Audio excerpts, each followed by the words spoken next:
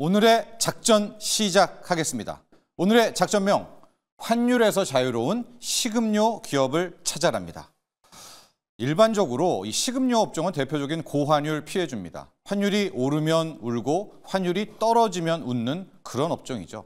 그러니까 지금처럼 환율이 급등하는 원화 약세 국면에서는 실적이 나빠질 수밖에 없는데요. 이유는 명확합니다. 국내 웬만한 식음료 기업들 원재료 대부분을 수입하기 때문에 환율이 오르면 비용 부담이 커질 수밖에 없습니다. 그런데요, 삼양식품 주가를 한번 보실까요? 환율이 오르기 시작했던 지난 2월부터 주가는 오히려 계속해서 올랐습니다. 보시면 거의 최저가에서부터 26만 원대까지 올랐었죠. 아니 삼양식품 라면 만드는 회사인데 그럼 그 원재료 비용은 어떻게 감당하는 걸까? 그렇습니다. 이 주가가 오른 이유가 있었습니다. 삼양식품은 매출에서 수출이 차지하는 비중이 70%에 육박하는데 환율이 오를수록 일종의 영업이익에서 환차익이 발생하는 거죠. 그리고 이 환차익이 원재료 비용 부담을 다 상쇄하고도 남고요. 주식시장은 바로 이 점을 알아채고 주가 시세가 난 겁니다. 그렇다면 우리의 오늘의 작전주는 뭘까요? 바로 CJ제일제당입니다.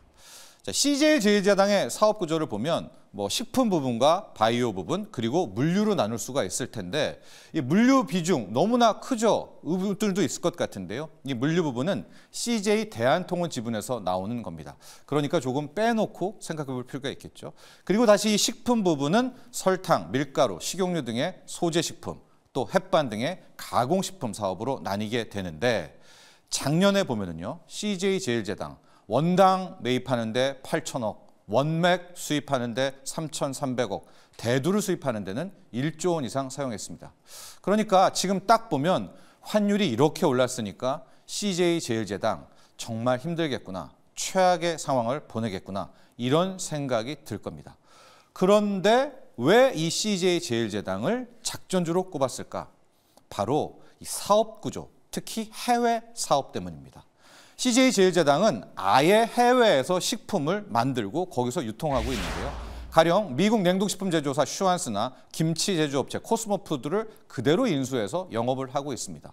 자, 이렇게 미주, 유럽, 호주 이런 지역의 CJ제일제당의 해외 사업부에서 나오는 해외 매출, 자 이제 어느덧 5조 원이 넘었습니다.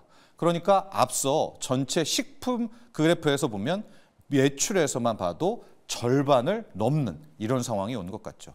그러니까 이 CJ제일제당 얼핏 보면 환율의 피해주인 것 같은데 자세히 보면 이 절반에 해당하는 해외 사업 부분으로 자체 환해지를 하고 있다는 뜻이 됩니다.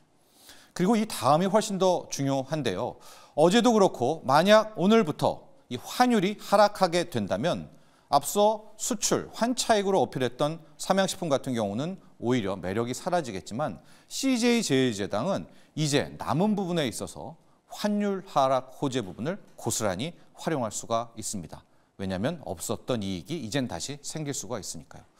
자, CJ제일제당 고환율의 피해주인 것 같지만 손실을 현재까지는 최대한 해지하고 막아내고 있고요. 만약 환율이 하락하기 시작하면 이제 혜택을 다시 볼 수 있다. 이 점을 기억하시기 바랍니다. CJ제일제당 오늘의 작전주였습니다.